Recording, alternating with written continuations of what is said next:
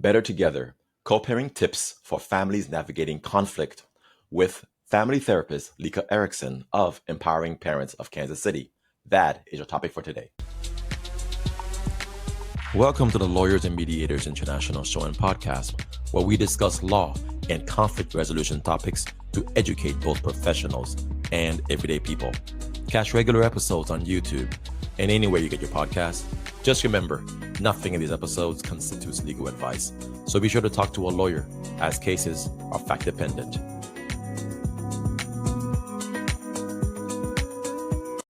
Hey everyone, this is Mac Pierre-Louis. Welcome back to Lawyers Mediators International. And today is a special guest, Lisa Erickson. She's a therapist with Empowering Parents organization in Kansas City. And so, Lisa, how are you doing today? Good. How are you? Thanks for having me. Yes. So thank you for coming on, and thank you for helping me showcase your organization. I will screen share before we get into our topic today, where we're going to be talking about co-parenting and some of the difficulties and challenges that come along with it. I know you've been a therapist for at least 15 years, and at epkc.org, that's the site. You basically help empower parents, parents who are in crisis, parents who are trying to co-parent over their children, sometimes during divorce or after separation. And so it's good to have you on to just share what you do, share your work, and basically give some tips for parents who are out there who are going through difficult times. I'm a family lawyer, as you know, and so I've done a whole lot of this kind of work. And we have organizations here very similar to yours. And it's good to have you on so that you can just share your knowledge with what might help people out there. So why don't we get started? But first, tell us a little bit about yourself, who you are, what you do, and how you've started to run this organization. Lisa Erickson. I'm a licensed clinical social worker in Kansas City. We opened the nonprofit Empowering Parents Kansas City in 2019. We saw a need out in Jackson County, Missouri, to sort of help families who needed support because we were getting a lot of referrals from family lawyers, judges, and then by agreement. So it kind of, I was someone who was in private practice for several years. And out of the need of the community, the organization was kind of born. And so we've settled into empowering parents after transitioning out of private practice. And most of our referrals come from judges, family lawyers by agreement. But these are families that are either in separations, going through the divorce process, or they're modifying those parenting plans because they want to see some changes for whatever is going on in the family, whether it's a parent with traits of a personality disorder or some substance abuse issues. We're still kind of seeing the impact of COVID on some of these families. And so that's what we do. We are working pretty regularly with people that just really don't want to be here. And so we're trying to have build those relationships with clients and, try to dive into having some uncomfortable conversations on what's going on in that family. Yeah. Yes. And so you said you are trained as a mediator, but you're not necessarily doing mediations day to day, right? Correct. Yeah. I've had the training, which I think is helpful. Yes. And then, some other trainings too that kind of help in this process. Yes. Yes. So I asked because you hit on relationships, and that's what you're really focused on, the co-parenting relationship, would you say? Absolutely. The co-parenting relationship, you're still, in the eyes of a child, the family is still together. They're just reconfigured.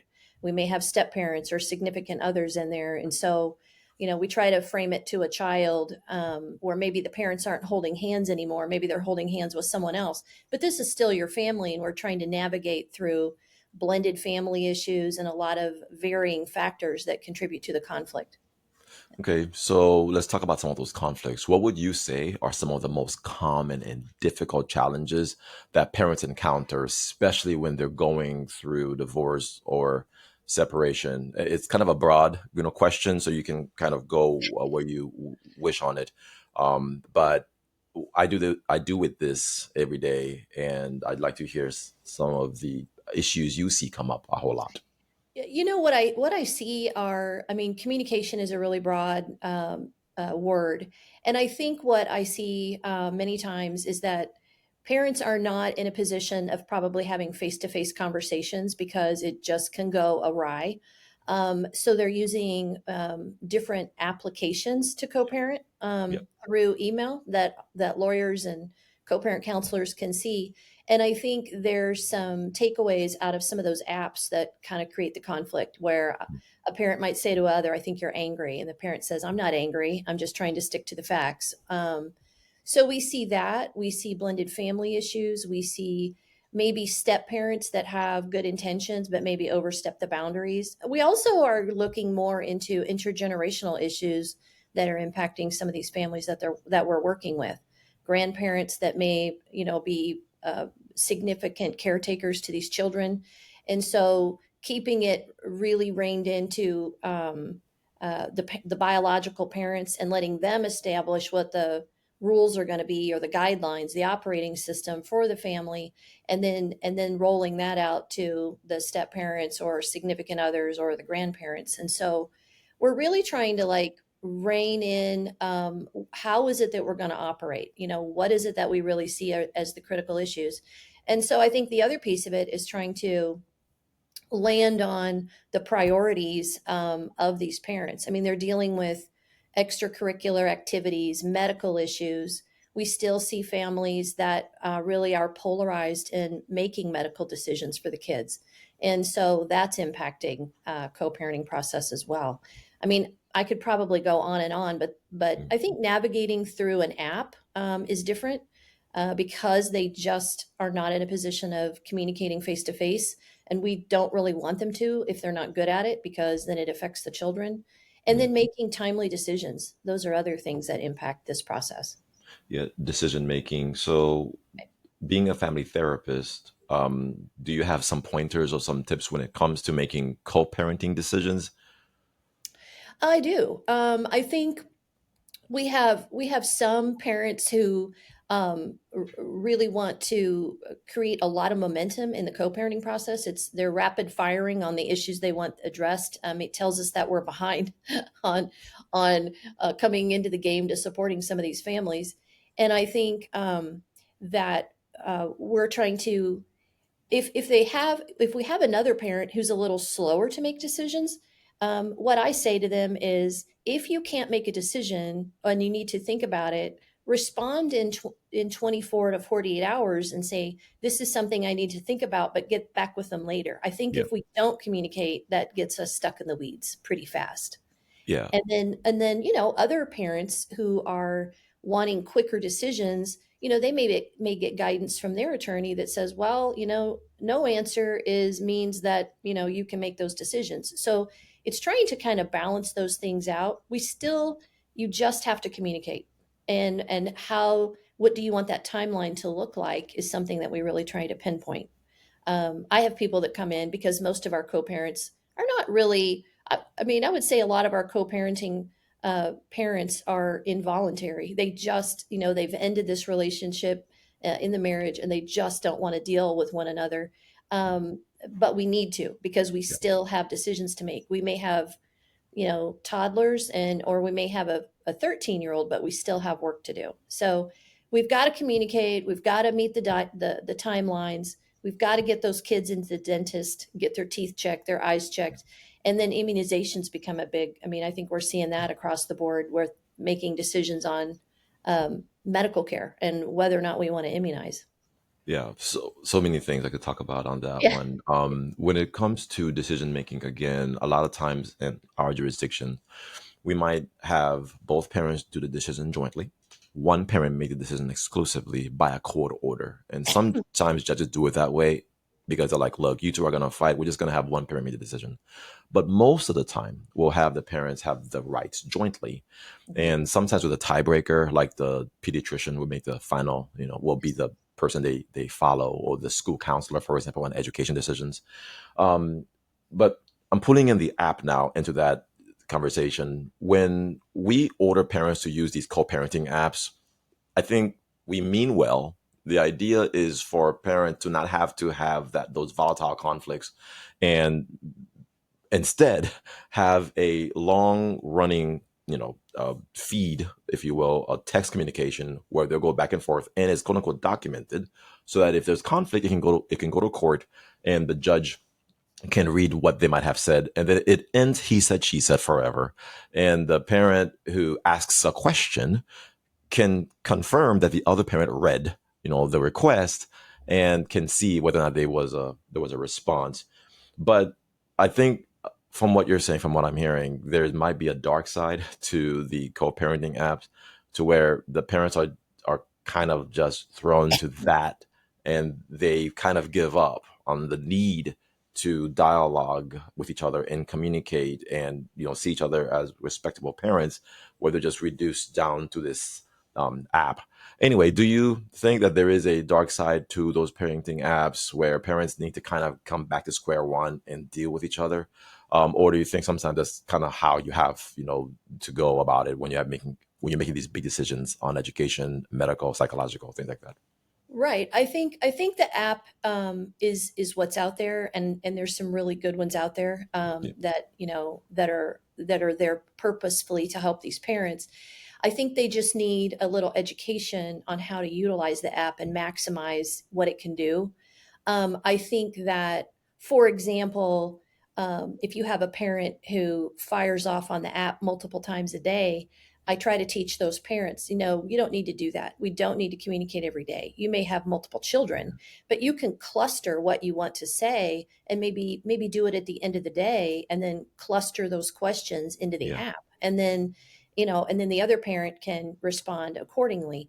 I try to teach them to take the emotion out of there, because if you know work of Bill Eddy, who from the High I know. Conflict Institute, Yeah. right? So he's really great at trying to make sure that emotional component is taken out of that, and we're just sticking to the facts. We need to be biff about it: brief, informative, firm, and friendly. And we need to um, you know, only put questions in there as it relates to the child. In some of these situations that I work with families, there may be two or three paragraphs, and I might say to a parent, I don't need you to read all that. What I need you to do is just go back and say, what's your question? Because we can't get into the weeds on those sorts of things. So I Yeah. think that's part of it. And I think the other part of it, you were talking about before, about somebody having final decision making. That doesn't mean that we bypass the parent who doesn't have final decision. We still have to run things by them, and we still have to co-parent. But somebody has to make a decision if we get, into um, a gridlock on, how that decision is going to be made. Then we have a parent who can make those decisions. But it's not to unilaterally bypass, the other parent, Yeah. and move along, without their input, because that's still really important. And your other point is, yeah, follow professional advice. If you struggle, and on braces, and ophthalmology, and medical physicians, and maybe children who have other underliers like dyslexia and need other professional advice for that. We want to utilize those, and then bring those into maybe the educational system, so that the teachers know how to work with the child. So there's sort of a myriad of issues, but I think that going back to helping people navigate through the app, because I think they just get into bad patterns, and sometimes we just have to unpack some things and repack it again, and sort of stay on point. Mhm. I really do encourage, if they can't do it, I'll do it for them, but I do encourage them to bring an agenda item with them to the co-parenting process. Another tactic that is to uh, this might be against what some co-parents do, but I'm like, bring in a notebook. If you think that you're being gaslit in the session, then research says that it keeps your brain calm to write things down. And and I think also in the co-parenting process, people are always talking over one another. And in the mediation was really great training to say, we can have time limits on what these people need to talk about, and taking turns. And then you also have parents who feel like they're just constantly defending uh, the reasons why they make decisions. And I don't want the co-parenting process to feel like that. I don't want it to feel like a boxing match, but more of a taking turns, being respectful, and going back to the basics. So I've covered a lot in all Yeah, of no, it's that. well said. No, But thank you. I appreciate all of it. We know that there are parents out there. If you look at them from the outside, they just kind of hate each other. I've yeah. seen it, and sometimes with a passion. There might be, the past hurts, past abuse, even things that not are not necessarily connected with a child. However, it's interesting how it all kind of gets intersected, especially when in some of the parents' minds, in ways that it's extremely hard to disconnect. But we want to help people focus on the children and what's in their best interest. Um, so I definitely need to do a do's and don'ts tips for how to use those co-parentings. I think that might be a future podcast because that would be insightful because we've put so many parents Mhm. put, so to speak, onto those apps to use them. And I feel guilty now because I think I've helped a parent sign up and then just kind of walked away. And then somebody might contact me later and they'll be like, the other parent's not communicating on it. And I'm like, oh, we never thought about that. We just kind of signed you up and then we walked away. But yeah, I think you're right. There needs to now be a whole nother discussion. Okay, now that we have the app, how do we use it effectively and get the most out of it? So can we talk about teenagers for a second? Because I know this comes up all the time when it comes to co-parenting issues. Sometimes now you have a third person who thinks they're an adult, in the mix. uh, what and their positions will obviously influence the parents' positions. And in Texas, for example, if the child is 12 or over, they basically have a right to speak to the court and to give their opinion, to give their preference on who they want to live with when it comes to custody battles. Thinking is pretty similar to your jurisdiction. But what are some of the dynamics you've seen at Empowering Parents Kansas City that where kids who are teenagers are involved, especially 12 and up?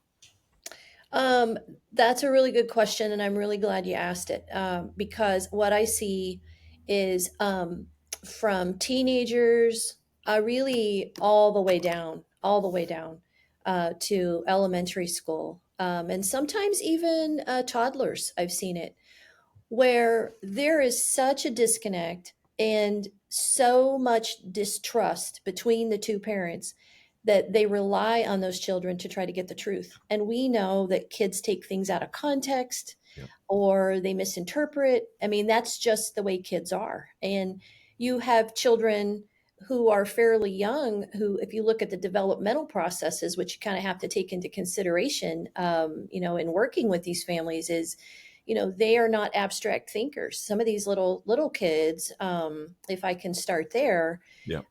is they are concrete thinkers, and they know the tensions. They know, daddy may not like mommy and mommy may not like daddy, and they're keenly aware. And as they get older, I've seen it, with young 5 to 7 year olds all the way up to teenage years, where we just start cultivating this environment for these kids where they're the messengers. And I know we talk a lot about messengers, but these are kids who, are influenced by one parent or the other. And what they do is they consider themselves as being on a teeter totter, and they're weighing out, what is mom saying to me, what Yeah. is dad saying to me, and they're trying to figure out their own reality.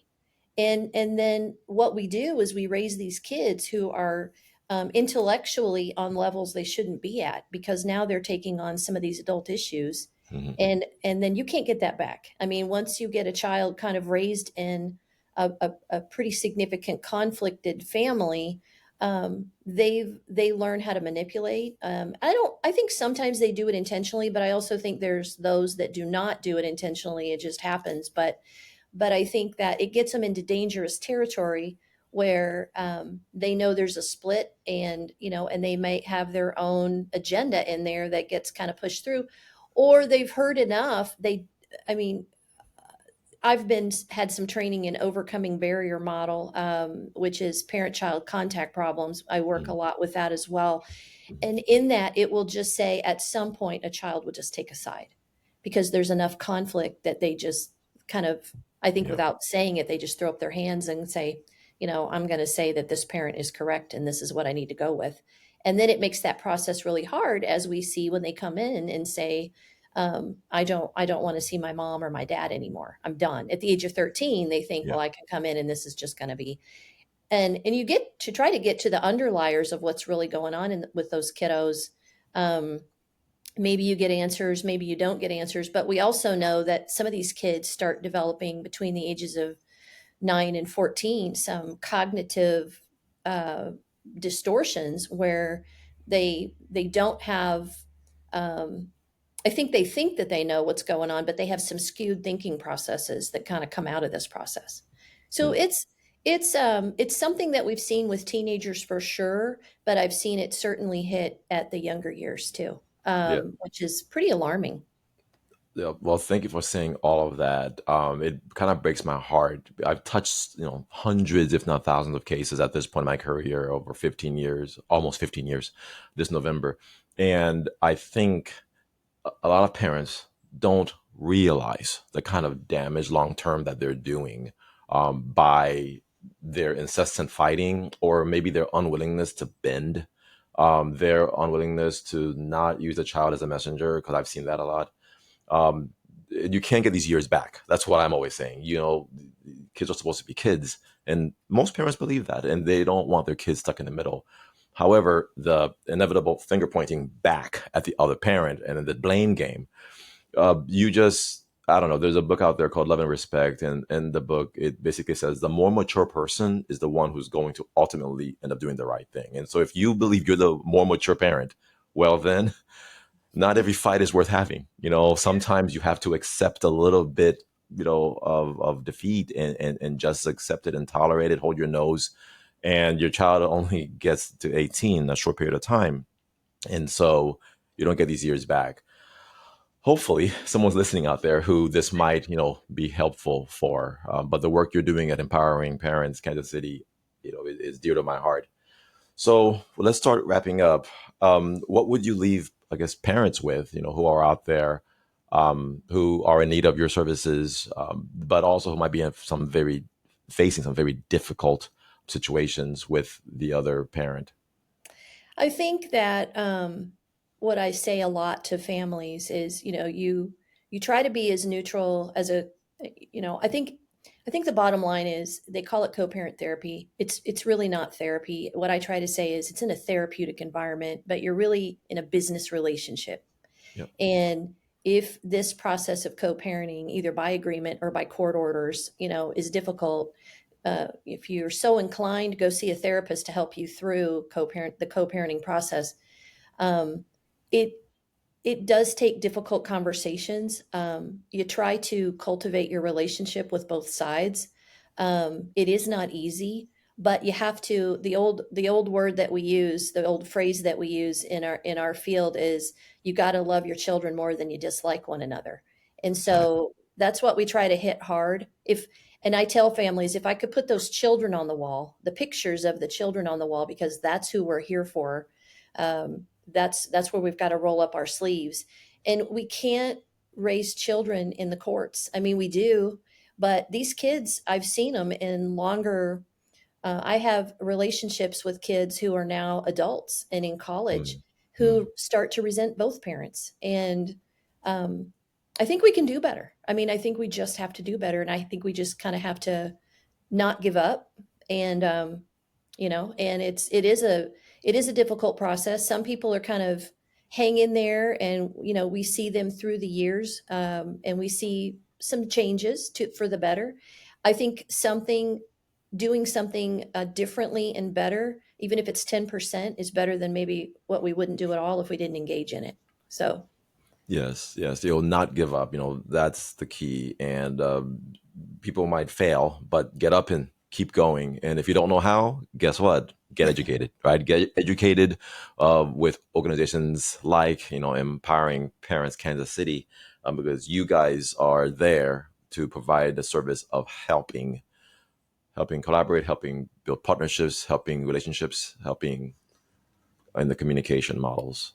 So Absolutely. yes, And thank you for all you do in family law as well. yes, We're all in it definitely. together. Exactly, exactly. Well, Lisa Erickson, thank you so much for coming on elementpodcast.com today. Hopefully, this was not, educational for people who are listening, and you're always invited back. I would love talking about these things. Okay. Thank you. Thank you very much. I All right. appreciate And oh, yeah, before I take off, the best way people can contact you would be your website, right? it. The website is great, www.epkc.org. Yep. Appreciate it. Thank you. Okay. And people will, epkc.org if you're listening on Spotify or anywhere else, epkc.org. And until next time, everybody, check out this and all the other videos and content we have. All right. Take care, buddy. Bye Thank you bye. so much.